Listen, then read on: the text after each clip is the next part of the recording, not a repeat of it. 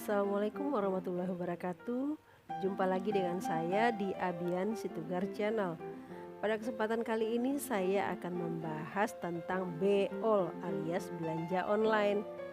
Apakah kamu kecanduan belanja online? Tentu sudah banyak sekali pengalaman belanja online yang sudah teman-teman alami sendiri, termasuk saya. Ditambah lagi dengan kejadian pandemi COVID-19 yang sudah berjalan selama 2 tahun. Selama pandemi kita tahu banyak larangan keluar rumah, larangan pergi ke tempat keramaian seperti pasar dan mal. Larangan ini dengan sendirinya sudah memaksa masyarakat untuk belanja secara online untuk memenuhi kebutuhan sehari-hari tentunya. Untuk lebih detailnya, kali ini saya akan membahas plus minus belanja secara online, serta tips-tips apa yang bisa teman-teman lakukan agar aman saat melakukan belanja online. So, simak terus video ini ya. Seiring dengan perkembangan zaman, gaya belanja orang sekarang sudah beralih menjadi belanja online. Semua kebutuhan sudah tersedia melalui online, mulai dari jarum jahit sampai mobil. Kita bebas memilih sesuai dengan kebutuhan kita dan cara belanja mana yang akan kita pilih. Namun demikian, setiap perubahan mempunyai konsekuensi. Ada sisi baik dan ada sisi buruknya. Terkait dengan belanja online, apa sih sisi baik dan sisi buruknya? Yuk kita kupas satu persatu. Yang pertama kita lihat dari sisi baiknya atau keuntungan yang didapat dengan transaksi belanja secara online. Yang pertama itu hemat waktu. Misalkan rata-rata 5-6 jam kalau kita pergi ke pasar. Nah, kalau kita belanja online hanya memerlukan waktu sekitar beberapa menit doang. Yang kedua, hemat ongkos. Kita nggak perlu mengeluarkan ongkos bensin, bayar tol, bayar parkir, karena kita hanya di rumah saja. Yang ketiga, hemat tenaga. Kita tidak perlu capek keliling-keliling ke sana kemari mencari kebutuhan atau barang-barang yang kita butuhkan. Cukup hanya dengan memainkan jari di atas gadget, di atas HP, kita sudah menemukan barang-barang apa yang kita butuhkan. Yang keempat, kita bebas berselancar memilah aneka barang yang ditawarkan hanya dengan memainkan jari. Segitu mudahnya kan? Nah, itu 4 dari sisi baiknya. Nah, sekarang kita lihat sisi buruknya dengan transaksi belanja online ini. Yang pertama itu, barang yang kita terima belum tentu sesuai dengan yang kita harapkan. Sering barang yang diterima tidak sesuai dengan ekspektasi. Selanjutnya, nomor 2 adalah keterbatasan dalam memilih barang. Barang hanya dipilih berdasarkan foto atau gambar yang disediakan oleh pedagang. Kita tidak bisa lihat langsung, kita nggak bisa pegang, kita nggak bisa rasakan dengan jari. Terus yang ketiga, sisi buruknya adalah tidak adanya komunikasi verbal antara pembeli dan penjual. Kita hanya berhadapan dengan gadget, kita berhadapan dengan benda mati, kita berhadapan dengan video, dengan gambar. Hanya berdasarkan itu kita mengambilkan keputusan. Yang keempat, belanja online itu rawan penipuan karena informasi yang kita dapatkan hanya yang tersaji secara virtual. Kita nggak lihat langsung, kita tidak ada komunikasi dengan penjual dan pembeli. Itu sisi buruknya ya. Nah, dengan banyaknya penipuan itu terbukti ya, sesuai dengan data dari Kementerian Kominfo.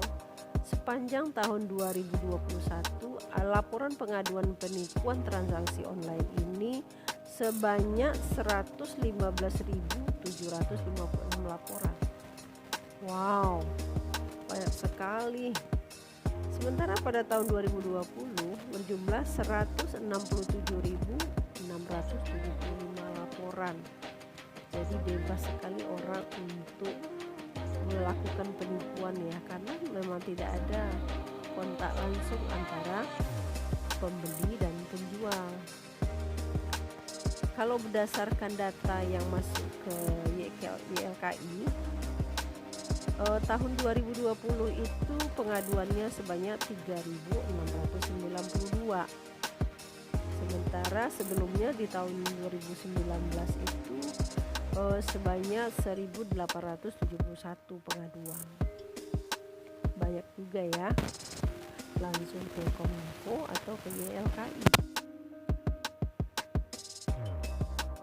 Jadi dengan banyaknya kasus penipuan itu, apa sih tips amannya gitu kita dalam belanja online ini? Tips amannya adalah yang pertama, jangan gampang tergoda dengan diskon. Walaupun barang-barangnya diskon, tapi jangan gampang tergoda. Yang kedua, belanjalah untuk barang-barang yang benar-benar kita butuhkan, alias jangan lapar mata. Karena gambar yang disajikan, video yang disajikan sangat menarik, jadi kita jangan sampai tergoda dengan diskon yang besar, terus kita belanja untuk barang-barang yang kita tidak butuhkan sebenarnya. Yang ketiga, jangan mudah tergoda dengan gambar atau video iklan, karena memang iklan itu dibuat sedemikian rupa untuk menarik pembeli. Memang tujuannya itu. Nah, kita harus menahan diri nih supaya tidak tergoda. Kita yakinkan bahwa itu adalah iklan, itu video iklan, itu gambar iklan. Yang keempat, sebelum memutuskan untuk belanja, luangkan waktu untuk membaca review dari konsumen terdahulu. Biasanya di aplikasi belanja online itu di dekat barang itu, di dalam aplikasinya itu ada review ya. Orang-orang yang sudah belanja, dia meninggalkan komentar di situ. Kadang dia videonya ada video unboxing, terus ada juga dia menceritakan barangnya. Nah, kita luangkan waktu untuk membaca review-review tersebut supaya kita tidak salah dalam memilih, dan nanti setelah kita balik kita tidak menyesal karena kita sudah baca reviewnya. Kalau reviewnya baik, baru kita memutuskan untuk lanjut belanja. Yang kelima, jangan terkecoh dengan harga diskon yang gila-gilaan. Misalkan diskonnya sampai 70%, malah ada tambahan lagi 20%. Itu harusnya kita curiga, bertanya why, kok murah amat, kok harganya nggak wajar sih. Jangan-jangan tokonya bodong, atau jangan-jangan barangnya yang dijual adalah barang yang sudah rusak. Pembahasan selanjutnya adalah ratu dan raja online. Apakah di antara teman-teman ada yang sudah menjadi ratu dan raja online, alias maniak belanja, sering belanja barang yang tidak dibutuhkan, setelah beli terus menyesal, menyadari barang yang sudah dibeli ternyata nggak butuh-butuh amat. Nah, apa nih tipsnya? Nah, kali ini saya akan membahas tips mengurangi maniak belanja online. Yang pertama, hapus aplikasi belanja online. Berani? Dengan begitu, saat keinginan untuk belanja datang, aplikasinya nggak ada. Kalau perlu, mesti download dulu. Artinya, teman-teman ada jeda waktu untuk berpikir, mempertimbangkan apakah kita benar-benar butuh barang tersebut atau tidak untuk dibeli. Tips yang kedua adalah batasi limit penggunaan mobile banking, sehingga nggak jebol tuh kantongnya. Kalau teman-teman udah batasi, pas beli bayar transaksi nggak bisa, Anda sudah memenuhi batas maksimal transaksi, otomatis belanjanya nggak jadi kan. Terus yang ketiga adalah lakukan pembayaran dengan cara transfer lewat ATM. Dengan begitu mesti cari ATM dulu, perlu tambahan usaha jalan kaki ke ATM untuk pembayaran.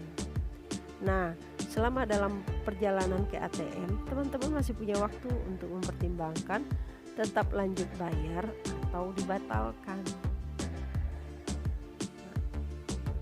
gitu. Nah, oke teman-teman, demikian pembahasan kita kali ini tentang belanja online serta tips-tips aman dalam belanja online. Semoga video ini bermanfaat buat teman-teman semua. Terima kasih. Sampai jumpa lagi di video menarik berikutnya. Wassalamualaikum warahmatullahi wabarakatuh.